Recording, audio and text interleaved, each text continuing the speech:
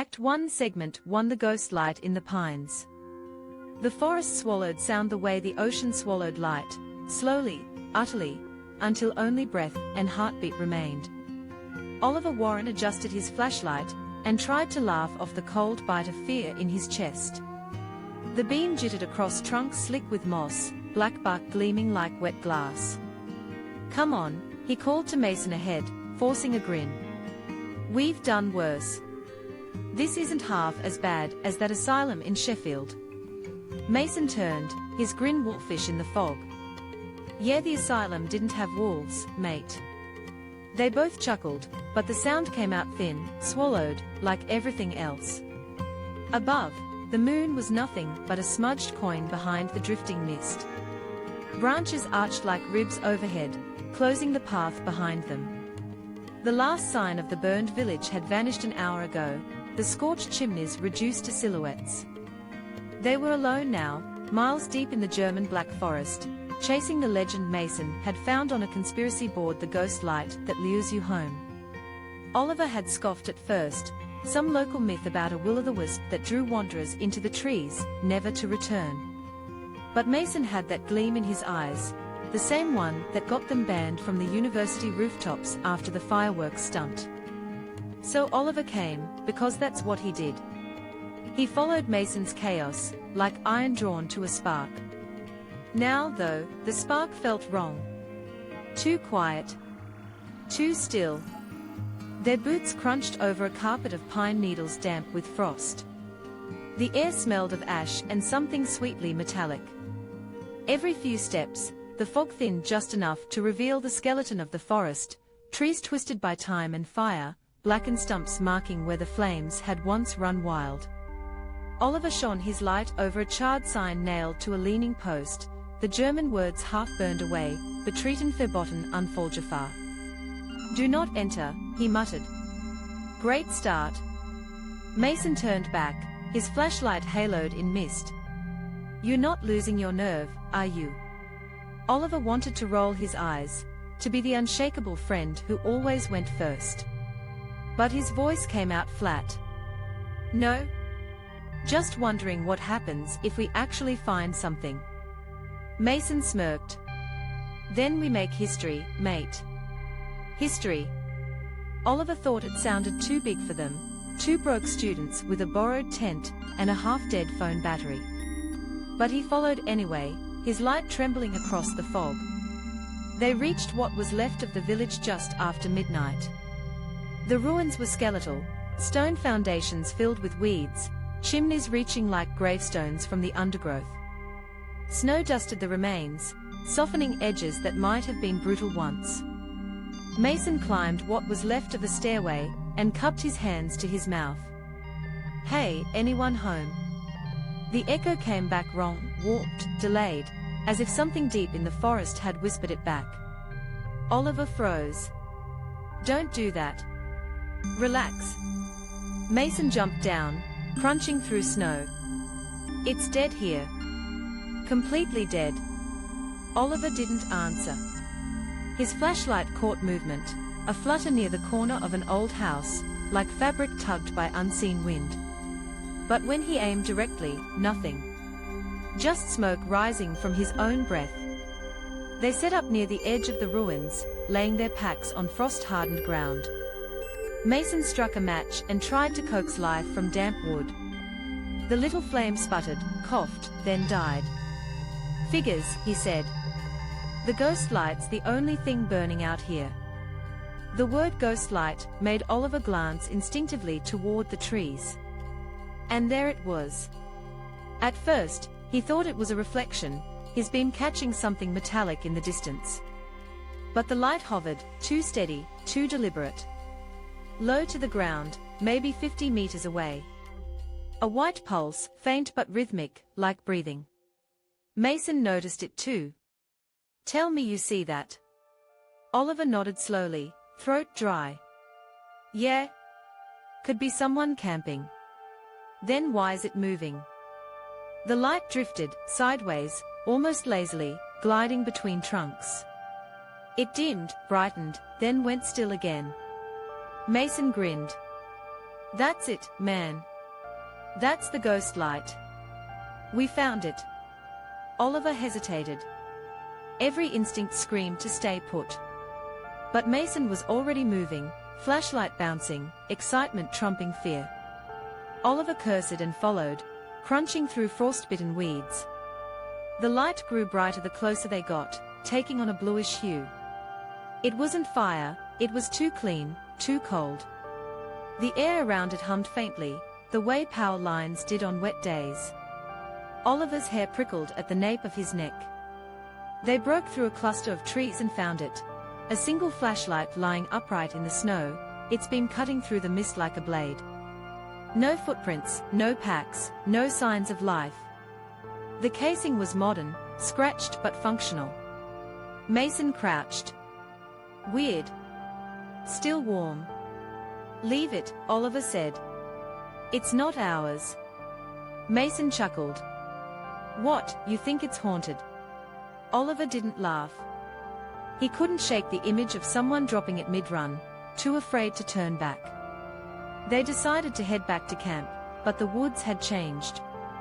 The fog pressed in thicker, their flashlights scattering against it. The trees looked unfamiliar, closer together, the path warped.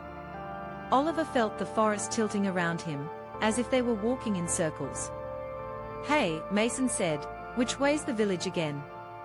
Oliver checked the compass on his phone, dead battery. His pulse spiked. West, I think. Toward the ridge. They trudged on. Then, crack. Both froze. A sharp, deliberate sound.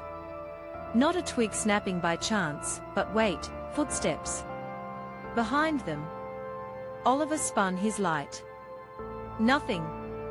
Another crack, closer. Mason whispered, probably a deer. Then why is it following us? The forest went silent. Even the wind held its breath. Then something moved, a flicker between two trunks, tall, too quick. Oliver's stomach dropped. There's someone out here. Mason swept his beam wildly. Who? The fog shifted, and for one impossible second, Oliver saw it. A shape leaning from behind a pine, pale face glinting in the light, eyes reflecting like an animal's. Then gone. He grabbed Mason's arm. Run! They sprinted, stumbling over roots, their beams jerking wildly. Branches clawed at their coats. The forest roared with the sound of pursuit, cracks, rushes, heavy breathing that wasn't theirs. Oliver's lungs burned, Mason cursed between gasps. The ghost light, no, the flashlight, flashed again behind them, as if lifted by unseen hands. When they finally burst through the tree line, the ruins reappeared like a lifeline. Oliver doubled over, gasping, flashlight shaking. Mason spun in circles, scanning the dark. Nothing followed. Only silence again, too perfect, too absolute. They didn't speak as they packed up, hearts still hammering. The firewood lay untouched, frost climbing the logs. Mason broke the silence first. We'll come back tomorrow, yeah, when it's daylight. Oliver shook his head. No chance. Whatever that was, it wanted us gone. Mason scoffed, though his voice trembled. It was just some hiker messing around. Then where is he now? Oliver snapped. Who leaves a light like that and vanishes? No answer. Only the forest, watching. As they left the ruins, the fog seemed to follow, rolling low like smoke. The moon finally broke through, pale and distant. Oliver looked back once and froze. The light was there again, far in the trees, swaying gently, as if someone were carrying it. Too far to make out a shape, but unmistakably following. He didn't tell Mason. He just quickened his pace. Later, he'd remember that detail, the way the beam didn't waver, didn't bob like a human stride. Just glided, smooth and patient. Almost intelligent. Oliver, to audience, years later. We thought we were hunters of the strange. But that night, something hunted us. That light wasn't a trick or a hiker. It was a lure, like an anglerfish's glow, waiting for the curious to lean too close. If we'd taken one more step toward it, we wouldn't have come back at all. Act 1 Segment 2, The Ghost Light in the Pines. The storm came with no warning. By dawn, the forest had transformed. What little trail they'd carved the night before was buried under a white hush. Snow clung to every branch like cobwebs. Oliver woke to the sound of wind rattling the tent's frame, his breath fogging the nylon walls. Mason was already outside, kicking snow from the fire pit and humming tunelessly. "Morning, sunshine," Mason called. "We made it through the night.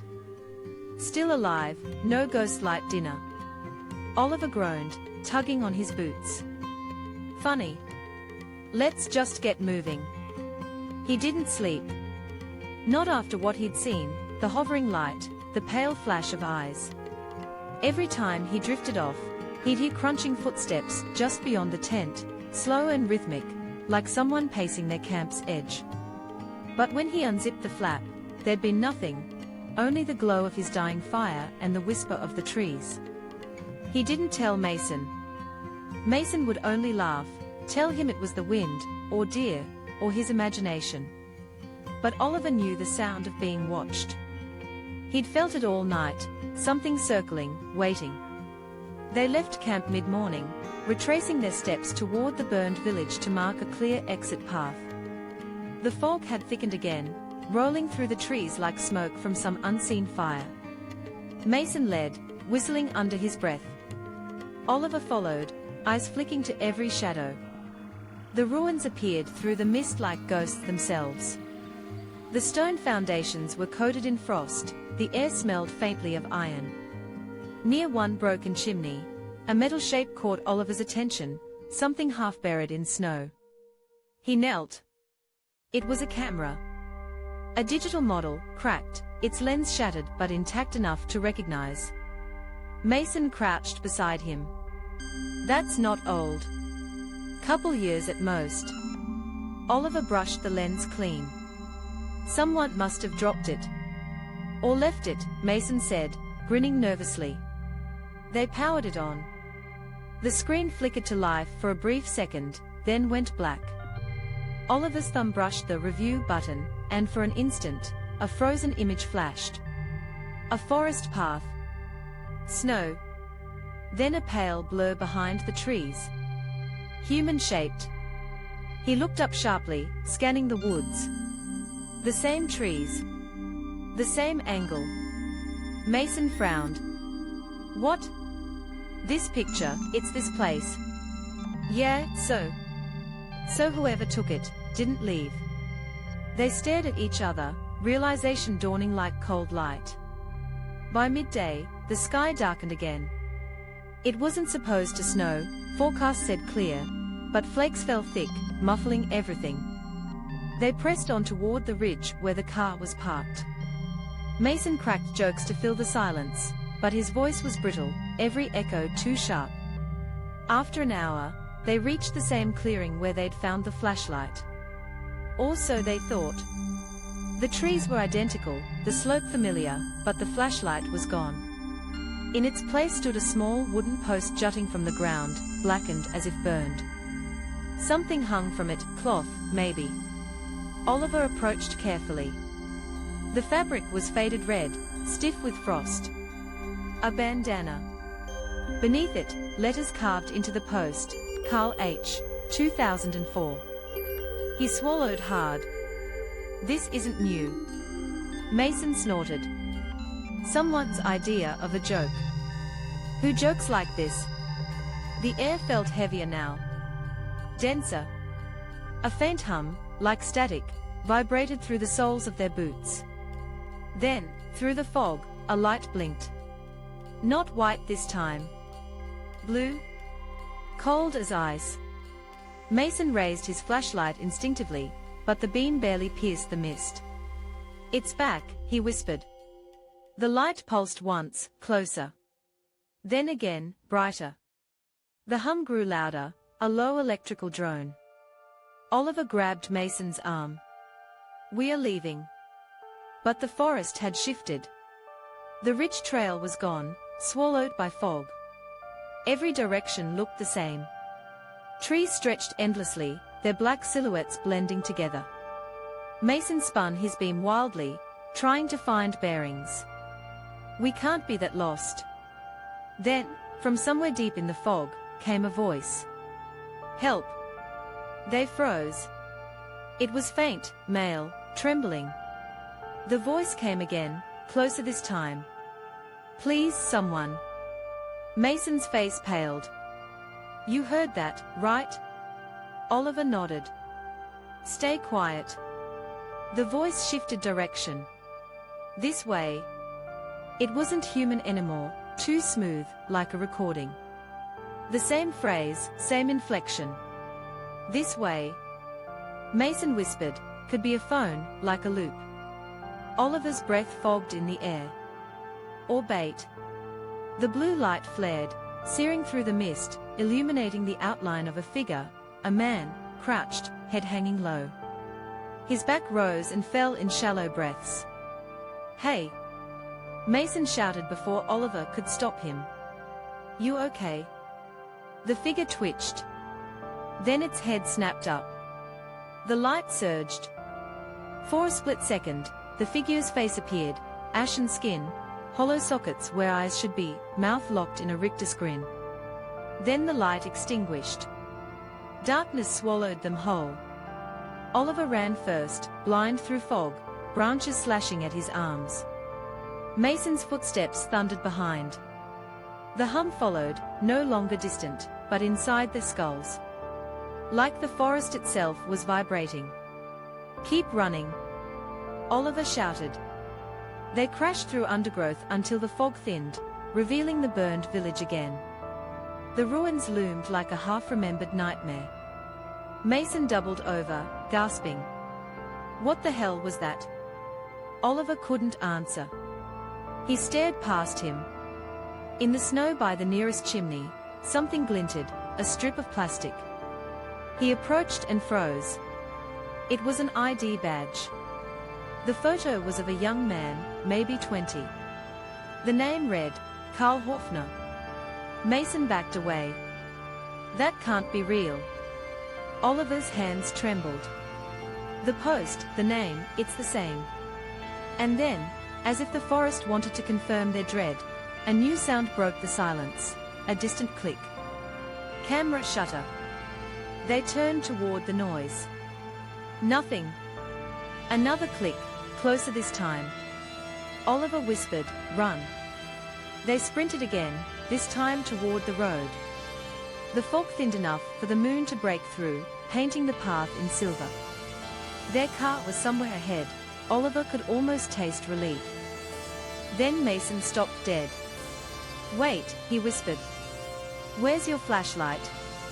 Oliver looked down, empty hand. Behind them, a beam of white light ignited in the mist. Their flashlight, floating upright, pointed at them. They ran until their lungs burned, until the trees gave way to gravel, and the dim outline of their car emerged from the haze. Mason fumbled for the keys, nearly dropping them. The headlights flared, cutting through the fog, and Oliver caught one last glimpse of the woods behind, a shadow, tall and thin, stepping backward into the dark. They didn't speak the entire drive back to Freiburg. Only the tires on wet asphalt and the sound of the wind filled the car. When they reached town, Oliver finally glanced at Mason. His friend's face was pale, eyes hollow. Mason whispered, "What if it followed us?" Oliver didn't answer. But in the reflection of the windshield, faint and fleeting, he swore he saw a second beam of light flicker across the tree line, like something waving goodbye. Oliver, to audience, years later. We thought we left it behind. But sometimes, when the fog rolls thick and the woods fall silent, I still see that light outside my window. Still hear the click of a shutter. Maybe it never stopped watching. Act 1 Segment 3, The Ghost Light in the Pines. The forest hadn't changed. Not in the 3 years since Mason disappeared, not since the night the light first found them. It stood eternal, a monument of rot and silence, waiting for those foolish enough to return. Oliver Haynes stood at its edge again, breath fogging in the February air. His hair was longer now, streaked with the pale strands of sleeplessness. The years had carved something into him, not wisdom, exactly, but the slow erosion of peace. He looked down at the police report folded in his pocket. Mason Carter, presumed dead, body unrecovered. He'd read it so many times that the creases had turned white, the paper fragile as ash. He didn't come for answers anymore. He came because he couldn't stop seeing that light, the blue shimmer behind his eyelids every time he tried to sleep. The first mile of trail was easier than he remembered. The snow was gone this time, moss covered everything in a soft, deceitful green. The ruins of the burned village appeared like a ghost half remembered, the same toppled chimney, the same blackened stones, the same silence. He stopped where the wooden post had once stood. It was gone. Only a shallow hole in the earth remained. Something fluttered beside it, a strip of red cloth tangled in roots. Mason's bandana. Oliver knelt, fingers trembling as he freed it from the soil. It was stiff with dirt, edges singed. He turned it over in his hand, and for a second, the air seemed to change. The forest exhaled. The fog thickened, curling low around his knees. He whispered, "I came back."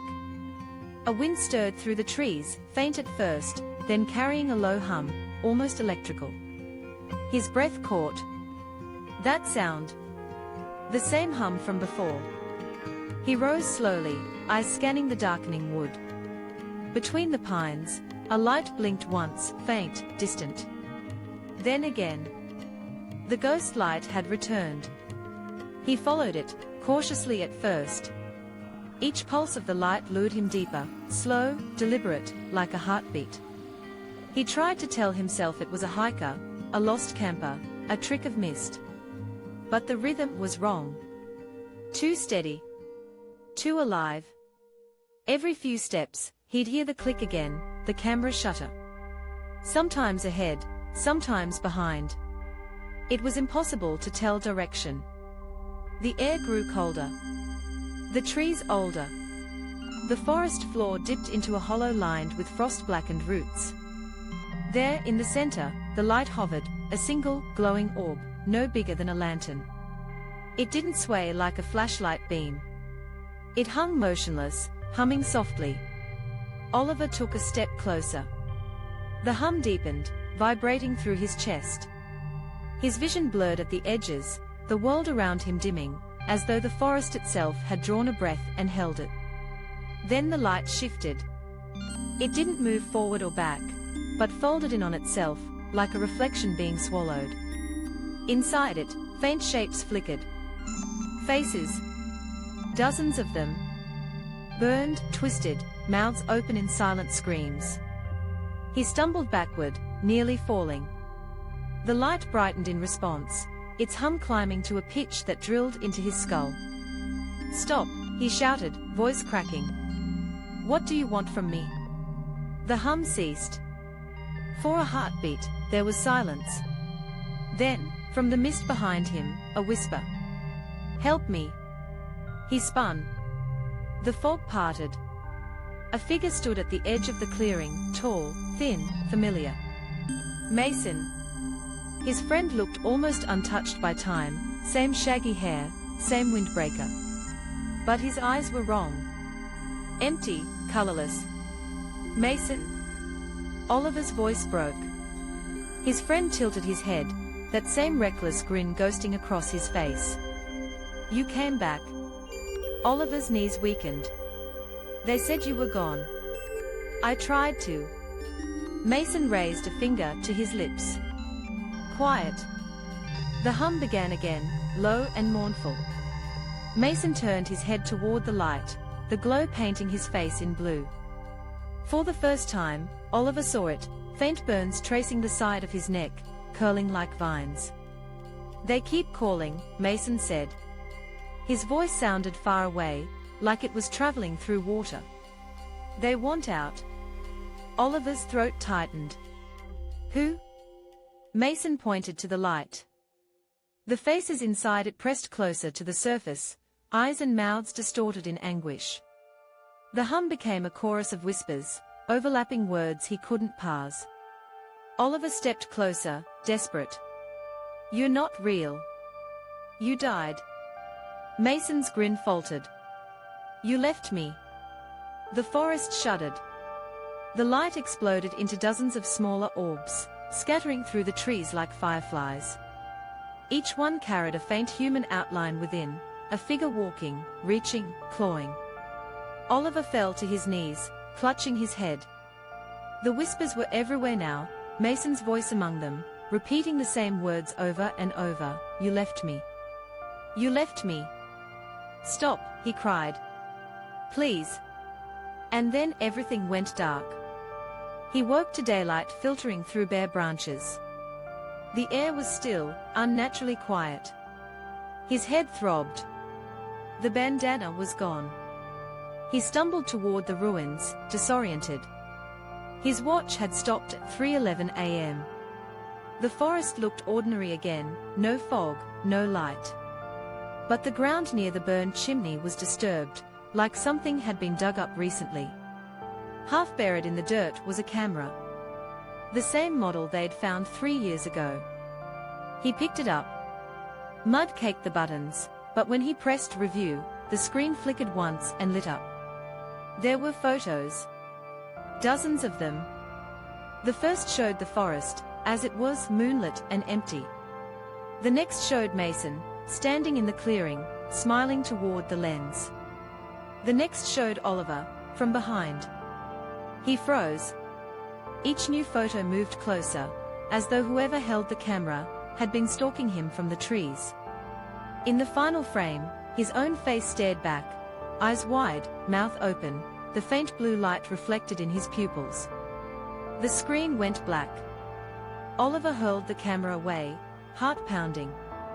When it hit the ground, it clicked once more, the shutter sound echoing like laughter. He ran. He didn't look back. Not when he reached the car. Not when the forest fell away behind him. Oliver, to audience, years later. People call it the ghost light curse. Hikers vanish, equipment turns up months later, cameras filled with photos no one remembers taking. They say it's electromagnetic, swamp gas, a trick of fog. But sometimes, when I dream, I see Mason in that clearing, his face caught between the light and the dark, and I wonder if I ever really left those woods. Because when the nights are quiet enough, and the world feels still, I swear I can hear it again. The hum. The click. And the whisper, you left me. Act 2 Segment 1, The Stranded Road. The wind across the Patagonian steppe was a song of dust and distance. It swept over the highway like a living thing, howling through the radio antenna of Elias's battered pickup. He'd been driving for 10 hours straight, eyes dry, knuckles pale, the hum of the tires his only companion. The horizon was an unbroken bruise of twilight and scrub. The sun had gone down hours ago, and now the land existed only in shades of grey. Elias flicked off the stereo when it began to hiss and crackle, leaving the cab steeped in silence. The kind that presses on your chest, like a held breath. The gas gauge needle trembled near empty. He'd misjudged the distance between towns. Again. He muttered, half to himself, half to the dark. Should have filled up at Rio Mayo. Idiot. When the first sputter came, he thought it was a bump in the road. The second sputter made his stomach drop. The third killed the engine. The pickup rolled another 10 feet before surrendering to stillness, headlights washing over the endless waste of gravel and thistle. Elias sat there, listening to the motor tick down. A strange thing, how quiet could roar louder than sound. He reached for his phone, one bar, then none. No service. No towns for at least 60 kilometers either way. He tried the ignition again. The starter wheezed once, then died. Perfect, he said, voice flat. Just perfect. He popped the hood, stepping out into the cold. The air bit at his face, heavy with dust. The stars above looked almost cruel in their clarity, scattered across the sky like salt. He leaned over the engine, poking blindly at hoses and wires he barely understood. The smell of oil clung to his gloves. After 5 useless minutes, he slammed the hood shut and stared down the black ribbon of highway stretching in both directions. Nothing but silence and space. He tried laughing, it came out brittle. Congratulations, Elias. King of nowhere. For a while, he sat on the hood, drinking the last of his water, boots crunching against gravel. The desert cold crept into his bones. Then, far off, a pair of headlights appeared, a single star of motion, growing brighter. He felt the kind of relief that borders on disbelief. He stepped into the road, waving his flashlight. The car slowed, a sleek black sedan, too new for this forgotten stretch. The window rolled down with a mechanical hum. A man sat inside, early 30s maybe, sharp jaw, leather jacket zipped tight, cigarette glowing between his fingers. The smile didn't reach his eyes. Car trouble? The man asked. His accent was Argentine, but soft, like someone who'd lived elsewhere too long. Elias nodded, forcing a grin. Yeah. Died on me. I'll be fine. Got a friend coming. The man's gaze flicked to the dark horizon. Out here. Hope he drives fast. Elias shrugged, pretending nonchalance. He's close. Thanks, though. The man studied him a bit too long, smoke curling from his lips. Then he gave a small nod, rolled up the window, and drove off. The red taillights dissolved into the night.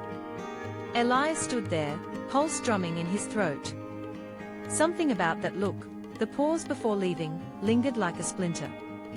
He climbed back into the truck, locking the doors. The cold had deepened, his breath fogging the glass. He turned on the hazard lights, orange pulses breaking the dark. Minutes became an hour. The road remained empty. Sleep tugged at him in fitful waves. His head lolled forward, then jerked up at the faint hum of an engine. Headlights again, distant but familiar. Relief surged, then froze in his gut when the shape of the car resolved through the dust. The same sedan. Elias's heartbeat quickened. He rubbed his eyes, convinced he was seeing things. But no, the car slowed, gliding to a stop beside him. The driver's door opened. A woman stepped out, late 20s, blonde hair in a messy braid, jeans and a flannel jacket too thin for the night. She waved hesitantly. Hey. You okay? Her voice trembled at the edges, like someone forcing calm. Elias cracked his window an inch. Yeah. Just broke down. You headed toward town? She nodded, her smile twitching. Yeah. I can take you. Closest one's about 20 kilometers. Elias hesitated. He wanted to believe her, the kindness in her eyes, the tremor of worry, but something inside whispered, don't. Still, the cold gnawed, and the emptiness pressed in. You sure it's no trouble? He asked. She shook her head quickly. None at all. Please, get in.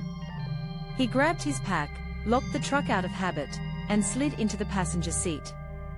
The interior smelled faintly of gasoline and perfume. The dashboard glowed a sickly green. As they pulled away, the headlights carved through the blackness, the desert swallowing everything else. Appreciate this, Elias said, rubbing his hands for warmth. Didn't think anyone drove this late. She smiled faintly, but her eyes stayed glued to the road. Neither did I. He glanced at her knuckles, white on the steering wheel. A fine tremor ran through her wrist. You okay? He asked. She didn't answer right away. Yeah. Just, long night. The silence stretched. Elias stared out the window, watching the pale dust kick up behind them. Then, from the side mirror, a shape moved, something dark in the back seat. At first, he thought it was a blanket. Then the shadow shifted. A man's voice, low and rasping, came from behind his shoulder. "Keep quiet, or you're done." The knife pressed cold against his neck. Elias froze. The woman's eyes filled with tears, but she didn't slow down. The man leaned forward, his breath sour with smoke. "Don't talk," he hissed. "Don't move. We'll all get where we are going." Elias's mind raced, heartbeat pounding in his ears. He saw her hands shaking harder, her lips trembling. She wasn't with him, she was terrified. He met her gaze in the mirror. "You don't have to." The knife nicked his skin. "Shut up." They drove for miles in silence, the road unspooling endlessly. The headlights ahead cut into nothing. The only sound was the soft, broken sob of the woman driving. Finally, through the windshield, a glow appeared, a gas station sign flickering weakly. Civilization, if only a ghost of it. Elias leaned forward, voice barely above a whisper. "Take the turn. Please." The man's grip tightened. "Keep going." But something inside the woman broke. With a sharp gasp, she jerked the wheel, tires screeching. The car fishtailed, slamming to a stop beside the station. Elias and the woman both threw open their doors and bolted. Behind them, the man shouted, his voice animal with rage. Footsteps pounded gravel, then silence. Elias and the woman burst through the gas station door, startling the night clerk. "Call the police." Elias shouted. The woman collapsed against the counter, sobbing. By the time patrol cars arrived, the black sedan was gone, swallowed by the Patagonian night. No tracks. No license plate captured by the flickering cameras. The woman told the officers she'd been abducted earlier that evening, forced to drive until she found someone else to lure. Elias sat on the curb, blood drying on his neck, mind hollow with disbelief. The horizon was pale now, the first blush of dawn rising over the desert. A wind carried across the steppe, cold and sharp. Elias looked down the empty highway where the sedan had vanished. He didn't see headlights anymore. Only distance. Act 2, Segment 2, The Stranded Road. Morning came like a bruise. The light over the Patagonian steppe was pale, colorless, and cruel. It revealed everything without warmth. Elias sat on the tailgate of a police truck, a blanket draped over his shoulders, staring at the desert that had swallowed the black sedan. A pair of officers walked the perimeter with metal detectors and cameras, their boots crunching in the gravel. Every now and then, one of them looked up at the endless sky as though searching for an answer up there. The woman, Sophia, she'd said her name was, sat a few feet away, wrapped in another blanket, sipping water from a plastic cup. She looked hollow. Her hair stuck to her face, her lips cracked from crying. Elias wanted to speak, to tell her something comforting, but the words wouldn't come. They were both ghosts of the same night now. The older officer, a man named Vargas, knelt beside Elias. His badge caught the sun in a sharp glint. "You did the right thing," he said softly. "If she hadn't swerved, neither of you would be here." Elias nodded numbly. His throat still burned where the knife had kissed it. "You'll find him." Vargas's gaze was steady, but not convincing. "We'll try." The cameras only caught fragments, headlights, a shadow. "It's a long road." Elias looked out toward the horizon, an ocean of dust and rock and nothing. "It's too long," he murmured. They drove him back to the station in Gobernador Costa.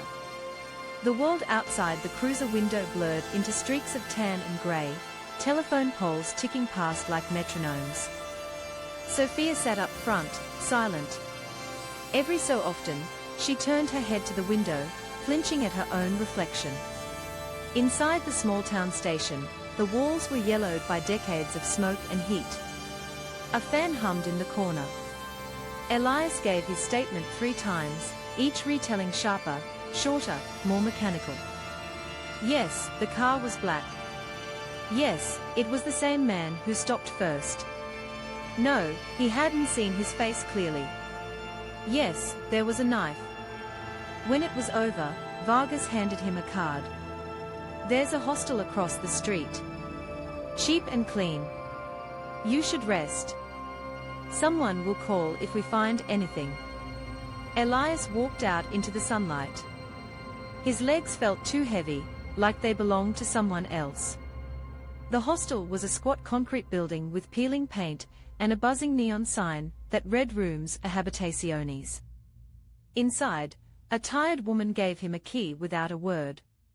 The room was sparse, single bed, wooden chair, dusty window overlooking the gas station. He collapsed onto the mattress and stared at the ceiling fan spinning lazily above. Every blink replayed the knife, the woman's trembling hands, the man's voice whispering against his neck. Keep quiet, or you're done. Sleep came in fragments. In one dream, the headlights returned, chasing him through a desert that never ended. In another, Sophia sat in the passenger seat, her face expressionless, her hands still gripping the wheel. When he woke, his shirt was drenched with sweat, the taste of metal in his mouth. By afternoon, the world had changed color again, the sun a violent gold, the wind lifting plumes of dust across the steppe. Elias stood outside the hostel, smoking a borrowed cigarette though he hadn't smoked in years. Vargas approached from the road, hat tilted low. We checked the cameras again, the officer said. Found the sedan 2 towns south, abandoned near a dry riverbed. No one inside. Elias's pulse spiked. No one. Vargas shook his head. Driver's seat stained with blood. Could be the man's, could be someone else's. No fingerprints. We'll keep digging. Something in the way he said someone else's made Elias's skin crawl. That night, Elias sat in the diner beside the station, the kind of place that smelled of grease and exhaustion. Sophia was there, across the room, speaking softly with another officer. Their eyes met once, briefly, before she looked away. Her face was pale, her expression unreadable. Elias finished his coffee and stood to leave, but as he passed the counter, the waitress whispered, "You're the one from the highway, right?" Her tone wasn't curious, it was cautious. He nodded. She crossed herself. That road takes people. Always has. Doesn't give them back the same. He wanted to laugh, but her eyes told him she wasn't joking. Instead, he left a few coins and stepped out into the cold. The night was still. Too still. He stood beside the gas station, where it had all happened, the same one where the car had screeched to a stop. The pumps were quiet, the lights buzzing faintly. He stared down the highway, the endless black ribbon stretching into nowhere. A single car approached in the distance. Its headlights shimmered like mirages. Elias froze. The vehicle slowed, idling by the pump. He couldn't move. The driver's window rolled down. For a moment, all he saw was darkness inside. Then a voice drifted out, smooth, familiar, almost playful. Need a lift? Elias staggered back. The taillights blinked once, and the car sped off, swallowed by the night. He stood there long after it was gone, the echo of tires still ringing in his ears. When he returned to the hostel, he locked the door, shoved the chair under the handle, and sat awake until dawn. Every time a truck passed outside, he flinched at the lights flashing through the curtains. By morning, he'd packed. Vargas offered to drive him to the bus station, but Elias refused. "I'll walk," he said. "Just need air." He left the town without looking back. The highway stretched before him, endless and gleaming under the sun. But as he walked, he couldn't shake the feeling that the desert was watching, that somewhere, behind the heat haze, a man was still smiling behind a cigarette, waiting for another car to stop. Elias stopped at the crest of a hill, breathing hard. The world below shimmered like molten glass. In the distance, a flash caught his eye, metallic, sharp, gone in an instant. Maybe a reflection. Maybe not. He turned away, forcing himself to keep walking. The wind rose, carrying a faint echo down the road, a laugh, low and fleeting, swallowed by the step. Act 2, Segment 3, The Stranded Road. The step stretched endlessly, shimmering under the late afternoon sun. For hours, Elias walked with his backpack slung over one shoulder, the cracked asphalt radiating heat through his boots. His water bottle was nearly empty. A bus was supposed to pass by mid-morning, but no bus ever came. He told himself he was done with that night, with the man, the knife, the headlights, but the road felt haunted, like the ground itself remembered. By dusk, the wind had changed. It carried whispers through the dry grass, faint but rhythmic, like the echo of tires on gravel. Elias froze, glancing behind him. Nothing. Only the vast, molten horizon. He laughed nervously. "You're hearing things," he muttered. "It's just the wind." He reached a roadside shelter, just a tin roof on wooden posts, half buried in dust. He sat beneath it, lighting another cigarette, his hands trembling slightly. The smoke drifted upward, curling into the violet sky. That's when he saw the figure. Far down the road, at least half a mile away, someone was standing dead center on the asphalt. Still. Watching. Elias blinked, leaned forward. The heat haze distorted the shape, but he could make out a head, shoulders, a hint of movement, or maybe the light was playing tricks. He stood up, squinting. "Hey," he shouted, his voice echoing strangely in the open air. The figure didn't move. He waved an arm. "You lost or something?" Still nothing. Then, slowly, it stepped off the road and vanished behind a rise. Elias's heart began to hammer. The sun dipped lower, bleeding red into the horizon. Shadows stretched like fingers across the plain. He told himself it was just a traveler, a shepherd, maybe. But deep down, the shape had felt wrong. Too deliberate. Too familiar. He waited until the stars began to show, then shouldered his pack and kept walking. Each crunch of gravel underfoot sounded too loud, too sharp. His headlamp carved a thin path through the dark. A flicker of light appeared behind him. He turned, a pair of headlights in the distance, small and far, but growing. He froze. Every muscle in his body screamed to hide. The lights grew brighter, closer, steady, the low hum of an engine carried on the wind. Elias dove off the road, tumbling down an embankment into the tall grass. He crouched, panting, hand pressed against his mouth to muffle the sound. The vehicle slowed. Its engine idled a few meters away. He could see it now, black sedan, same model, same shape. No. It couldn't be. They'd said it was found abandoned. He'd seen the photos at the station. But there it was. The driver's door creaked open. Boots crunched on gravel. Elias's pulse roared in his ears. He stayed perfectly still, not daring to breathe. A shadow moved along the road, the silhouette of a man holding a cigarette, the faint orange glow flaring, fading. The same rhythm as before. The same smirk in the darkness of memory. The man's voice drifted across the wind, low and amused. "Keep quiet, or you're done." Elias's breath hitched. His body shook. Then headlights swept the ditch, white, blinding light, and he ran. He burst from the grass, sprinting into the night. The sedan's engine roared behind him, tires spitting gravel. He veered off the road, stumbling through brush, tripping over stones. His lungs burned, his vision blurred, but the sound followed, the growl of the car, circling, searching. He reached a ravine and dropped to his stomach, pressing himself flat against the earth. The headlights passed above, scanning, retreating, For a moment, silence. Then, footsteps. Soft, deliberate, approaching the edge of the ravine. Elias could see them, boots stopping just inches from his face. A shadow leaned forward, and for the first time, the light caught his features. It wasn't the same man. Younger. Same build, same eyes, same half-smile, but different.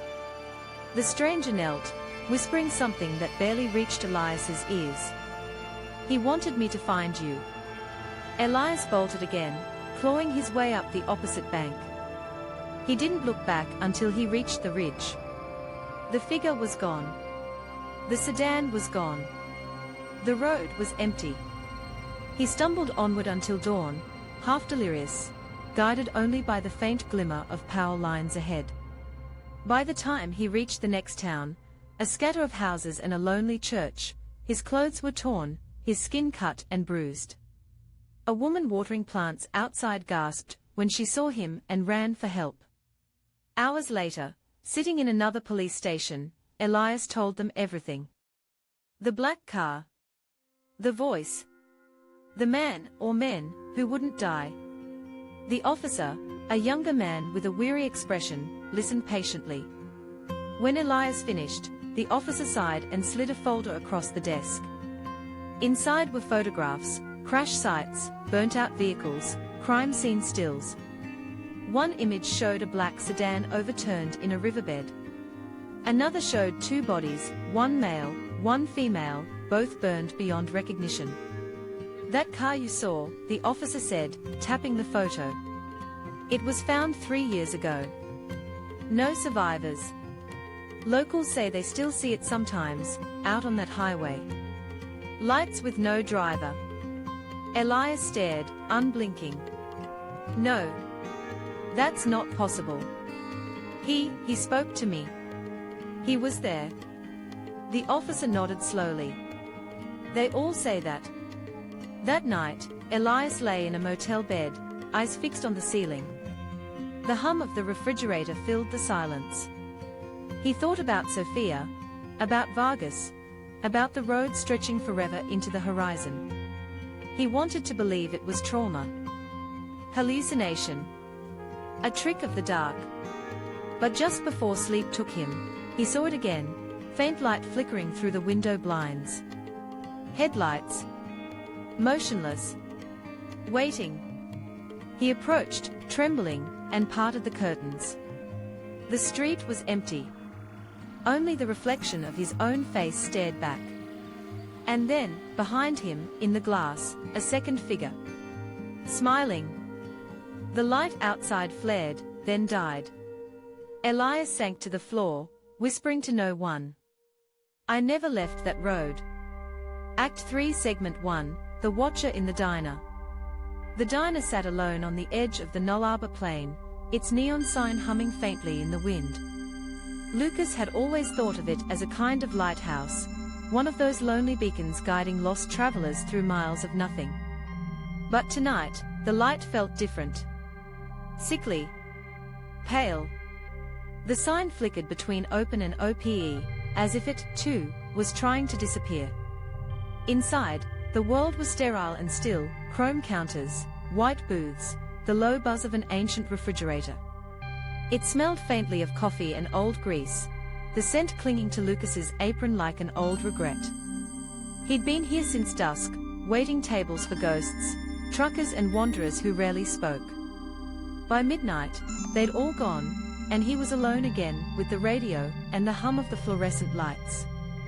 He poured himself another cup of black coffee, watching the steam rise and vanish. Beyond the glass, the highway stretched into infinity, a silver ribbon swallowed by desert and shadow. The horizon shimmered faintly, the desert heat refusing to die even in the small hours. He'd always liked the quiet. Until recently. 2 weeks ago, one of the truckers, big guy, weathered face, had come in near dawn, eyes wild, hands trembling. Said he'd seen someone walking the roadside, barefoot, hundreds of miles from anywhere. Didn't even hitch, the man had muttered. Just turned to watch me pass. Like he knew I'd stop. Lucas had laughed it off then. But the man's face, pale and sweat-soaked, had stayed with him. Now, every night, he felt it, the prickling sense that the darkness was watching back. The bell above the door jingled, startling him. Lucas looked up. Two men entered, truckers, both familiar regulars. One of them, Riley, gave him a weary nod. "Coffee?" "Strong," Riley said, sliding onto a stool. "You heard about the bloke creeping around out there?" Lucas's brow furrowed. "Another drifter?" "Don't think so. Some say he's been walking the stretch near the rest stop, no car, no pack, nothing. Guy in the next town says he saw him just standing by the road at midnight. Eyes like he'd been out there for years." Lucas forced a laugh. "Ghost stories to keep you awake, huh?" Riley didn't smile. "Wouldn't joke." One of the boys from the mines swerved, trying to avoid him. "Wrecked the rig." Swears the bloke smiled as he hit the ditch. The younger trucker across from him nodded grimly, eyes downcast. "Desert gets to people. Some don't come back." The coffee machine sputtered, breaking the silence. Lucas served them, trying to steady his hands. He'd worked this shift for a year, heard every kind of highway legend, but something about the way Riley had said it, something colder, quieter. The men finished their drinks quickly, tossing bills onto the counter. As they left, Riley paused at the door. "Lock up early tonight, eh? You look beat." Lucas smiled thinly. "Will do." But he didn't. He couldn't. The rule said 24 hours, and besides, leaving the diner empty made him uneasy. He busied himself cleaning the grill, rearranging cutlery that didn't need rearranging, humming tunelessly to fill the silence. At 1:13 a.m., the bell jingled again. He froze mid-wipe, breath catching. No headlights outside. No approaching engine. Just the door, opening by itself, swinging inward on a gust of hot desert air. The sound it made, a soft creak, felt too human. "Hello," he called out. Nothing. Just the faint whistle of wind slipping through the open door. He stepped forward, peering outside. The parking lot was empty, the desert stretching black and endless. He shut the door carefully, bolting it. His reflection in the glass looked pale, ghost-like. "The air feels heavier tonight," he thought. "Like the desert's holding its breath." He shook it off, retreating to the counter. A half-hour passed. The hum of the lights grew louder, or maybe his heartbeat did. Then came a faint sound, distant but distinct, the crunch of gravel outside. Lucas turned slowly toward the window. Through the glass, he saw movement. Just a flicker, someone standing beyond the neon glare, on the edge where light met shadow. A tall figure, motionless. Watching. He blinked. The shape was gone. His hands trembled. He backed away from the window, pulse hammering in his ears. Maybe his mind was playing tricks. Maybe Riley's story had wormed into his head.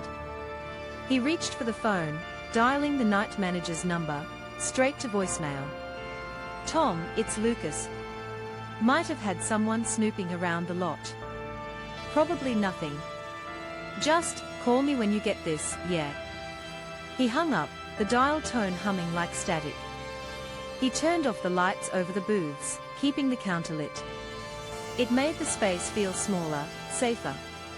At 2:07 a.m., he heard it again. This time, from the back, the storage corridor. A soft thump, followed by a drag, like boots on linoleum. Lucas's mouth went dry. "Hello. You're not supposed to be back there." No answer. He grabbed the kitchen knife from the prep board, stepping carefully toward the hall. The narrow corridor stretched into shadow, lined with supply shelves and a flickering exit sign. Each step echoed too loud. Halfway down, he froze. The door to the stockroom was ajar. Inside, something shifted. Lucas's fingers tightened around the knife. He pushed the door wider, slowly. Empty. Just boxes, cleaning rags, and the faint smell of bleach. But on the floor, something glinted under the weak light, a keyring. He crouched, recognizing the diner's spare keys. They were kept in the office drawer. His voice shook. "Who the hell's here?" Then, behind him, a low chuckle. He spun, knife raised. The hall was empty. Only the hum of the refrigerator, and the faint buzz of the sign outside. Lucas stumbled backward, slamming the stockroom door shut. His breath came fast, shallow. He'd had enough. He darted to the front counter, fumbling for his car keys. As he turned toward the exit, his eyes caught movement again, through the diner's glass wall. The same figure stood just beyond the neon light, head tilted unnaturally to one side. Lucas couldn't move. The man's outline was wrong, shoulders too broad, arms too long. The neon flickered across his face for a heartbeat, and Lucas saw it. The eyes. Wide. Reflective. Inhumanly still. Then the sign went dark. The figure was gone. Lucas bolted for the back door, knife still in hand. He burst into the open air, the desert wind cutting like a blade. The diner's lights flickered behind him. His car sat a few yards away, keys trembling in his grip. As he reached for the door handle, he stopped. Footprints. Deep, fresh ones, circling the diner in wide loops. Too many. Too deliberate. A dozen tracks, all leading to the building. None leading away. He climbed into the car, locking the doors, engine roaring to life. For a long moment, he just sat there, headlights blazing on the diner's facade. Nothing moved. The windows glared back like black mirrors. Finally, he put the car in reverse. But as the beep swept across the lot, something caught his eye, the reflection in the diner's front door. A face, pressed to the glass. Pale. Smiling. Watching him leave. Lucas gunned the accelerator, gravel spitting from his tires. The diner's neon flickered once more behind him, the word opened stuttering into darkness. Act 3 Segment 2, The Silent Return. The diner looked different in daylight. Smaller. Harmless. Lucas sat in his parked car across the highway, staring through the windshield at its facade, the chipped paint, the dull chrome, the empty lot that shimmered in the afternoon heat. Nothing about it looked capable of horror. Yet he couldn't shake the feeling that something still waited inside. The manager had brushed it off that morning. Desert rats, mate. Or a junkie. Happens. Tom's voice had been steady, his eyes elsewhere. Lucas had wanted to tell him about the footprints, the face, the smile pressed against the glass, but he hadn't. He could barely describe it himself without feeling insane. Now, 12 hours later, he was back, the evening sun sliding down the horizon. He should have quit. Should have left. But quitting felt like losing to something unseen. He told himself it was just a night shift. One more night, then he'd take the week off. By 8 p.m., the world had emptied again. The long road outside shimmered, then faded to black as the desert swallowed the light.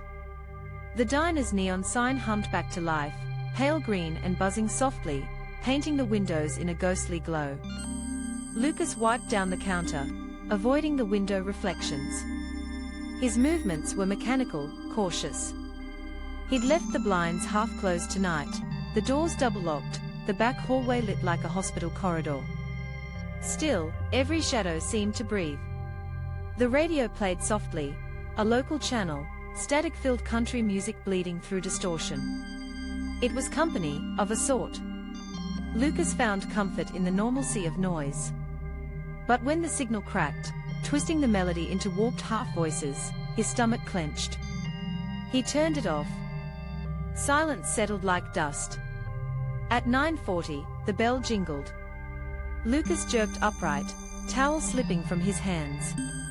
A woman stood in the doorway, a traveler, maybe early 30s, wearing a beige coat dusted with red sand. Her hair hung loose around a drawn face, eyes wide and darting. "Sorry," she said, breathless. "Didn't mean to scare you." Lucas exhaled. No problem. Sit anywhere you like." She slid into the corner booth. Her hands trembled slightly as she reached for the menu. "Coffee, please," she said. "Strong? Black?" Lucas poured it without a word.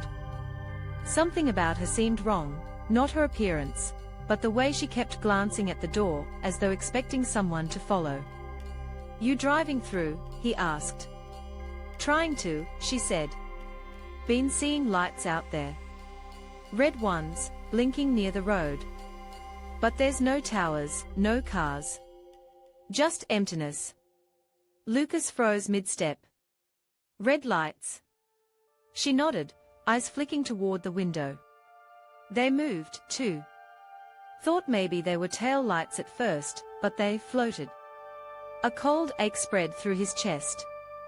"Maybe you were tired. Heat does that sometimes." She didn't reply. Just sipped her coffee, gaze fixed on the blinds.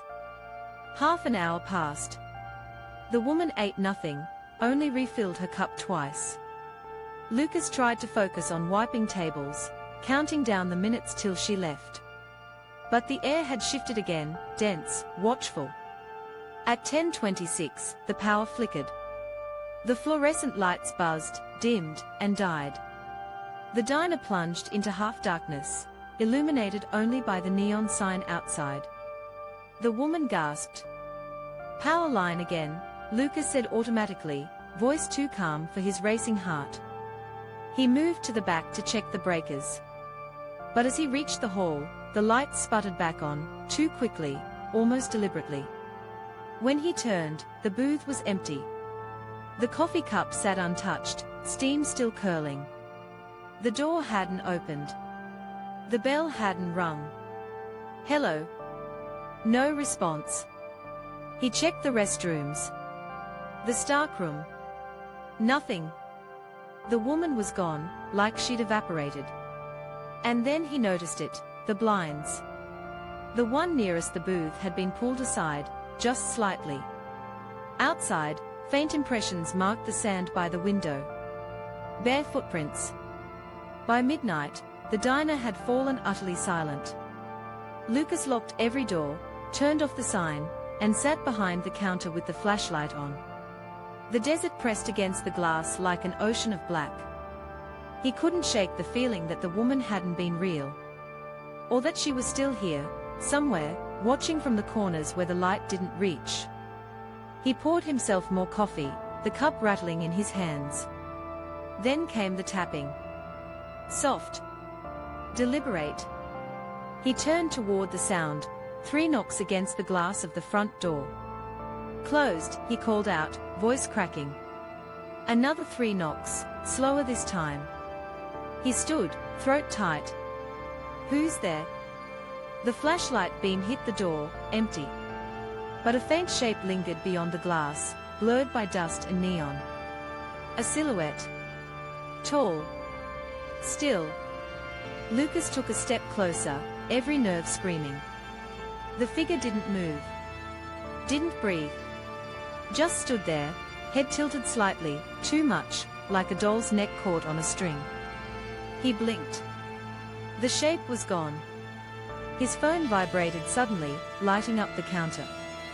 Unknown number. He answered instinctively. "Hello."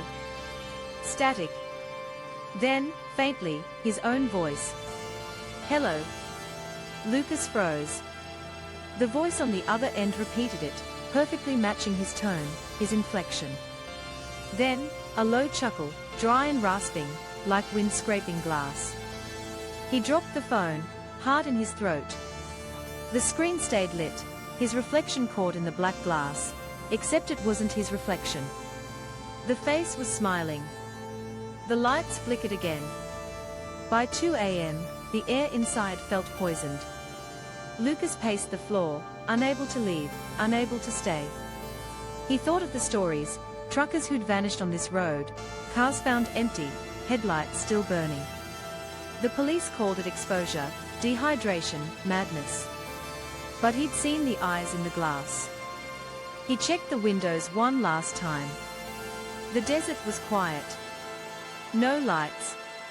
No figures. Just endless, suffocating dark. Then he saw it, a faint red glow, low to the ground, pulsing gently at the edge of the lot. Like a heartbeat. He stepped closer to the glass, breath fogging the pain. The light didn't move. It waited. Then another appeared beside it. Then another. 3 now, flickering faintly in the fog. Lucas's pulse quickened. He backed away, every instinct screaming run. The lights flared bright white, headlights, before vanishing completely. And in their place, on the glass, appeared a handprint. Smudged. Fresh. Pressed from the inside. Lucas bolted for the back exit, flashlight beam swinging wildly. The hallway seemed to stretch endlessly, lights dimming behind him, as if something was swallowing the power. He reached the kitchen, shoved the door open, stumbled into the night. The desert air hit like ice. His car waited across the lot, silver under starlight. He sprinted, gravel scattering underfoot. Halfway there, he stopped. Footsteps followed. Slow. Heavy. Measured. He turned, flashlight trembling. The diner stood dark now, every light dead. Yet in the window, faint and unmistakable, a shape moved, his own silhouette, pacing where he'd just been. Lucas backed toward the car, never looking away. The reflection in the diner's glass kept moving, but it wasn't copying him anymore. It smiled. He jumped into the car, fumbling the keys. The engine sputtered, caught. As he reversed, headlights flared across the diner facade. No shape. No handprint. Only a phrase, written in fog on the inside of the glass. Stay for coffee. Act 3 Segment 3, The Watcher in the Diner. The diner reopened 3 nights after the arrest. The police tape came down in silence, flapping in the dry wind, and by dusk the familiar hum of fluorescent lights filled the long room again. Lucas stood at the register, wiping down the counter he'd scrubbed a dozen times already. The scent of bleach clung to everything, the walls, his skin, even the sleeves of his uniform. The place felt hollow now, emptied of its easy chatter. Outside, the highway stretched into nothingness, a vein of faded asphalt disappearing beneath a low sky. The world beyond the glass was ink black. Back to normal, his boss had said that morning. Can't let one lunatic shut us down. But Lucas wasn't sure what normal meant anymore. He'd told the police everything, the man's smile, the questions, the way he'd vanished into the dark, but the report was perfunctory, clinical. Transient male, age unknown, mental illness suspected. No one could explain why the tools were buried in the woods, or how long he'd been watching. The detective had shrugged, as if to say, you survived, move on. But that wasn't how it worked. Now, at 1 in the morning, he brewed another pot of coffee. The percolator hissed, steam clouding the glass. He watched it, dazed, until a faint hum drifted from the jukebox in the corner. He froze. It wasn't plugged in. The last time it had played was the night before the break-in. A slow, warped tune wheezed out, a country ballad stretched thin, as though the machine were gasping for air. Lucas turned it off, the sound cutting sharply. He laughed under his breath, a brittle sound, and went back to the counter. The air felt heavier. Through the window, the desert gleamed faintly under the stars. The same flat horizon he'd seen every night for months now looked, altered, like the world had shifted an inch to the left. The neon sign outside flickered, open, OPE, open, its light stuttering across the chrome and glass. He poured himself coffee and sat in the booth nearest the window, staring at his reflection. For a moment, it didn't look like him. The shape was right, but the eyes, darker, hollower, blinked half a second too late. He jerked up, spilling coffee across the table. The bell above the door jingled. Lucas turned, heart pounding. The diner was empty. The door hadn't moved.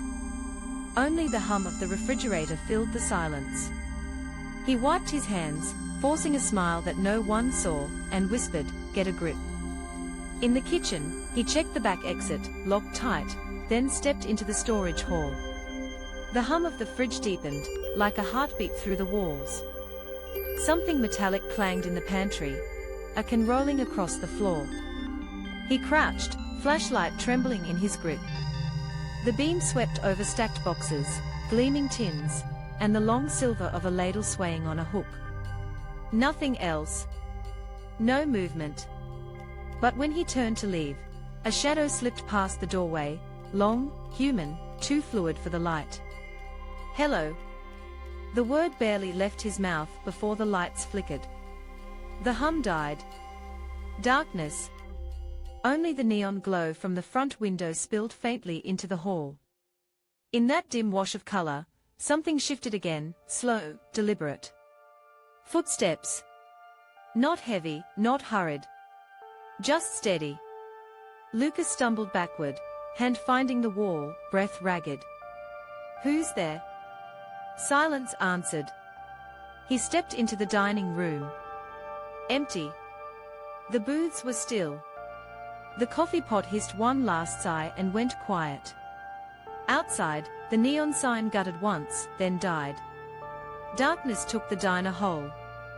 For a long time, he stood in that void, listening, the kind of silence that pressed on the eardrums, thick and suffocating. Then came the faint sound of breathing. Not his own. Slow, measured, behind the counter. He turned the flashlight on, hand shaking. The beam swept the counter, napkin dispenser, cash register, glass cake dome. Nothing. He leaned over the counter, light trembling across the linoleum. Something exhaled, warm, close to his ear. Lucas spun, no one there. His chest constricted, his pulse hammered against his ribs. He stumbled back toward the exit, groping for the latch. The flashlight flickered, sputtered, then went out. He stood in pitch-black silence. Then, a whisper. His name. Drawn out, soft, almost tender. "Lucas." He froze. The whisper came again, from the direction of the restroom door. The same door that had creaked open the night of the attack. He took one step forward, then stopped. The air smelled faintly of coffee and metal, the scent of fear. When the lights finally flickered back, the diner was exactly as it had been. The jukebox silent. The neon buzzing. His reflection normal again. He walked out at dawn, leaving the keys on the counter. Weeks later, travelers would pass the diner and swear they saw someone inside, a man standing at the window, staring out into the desert.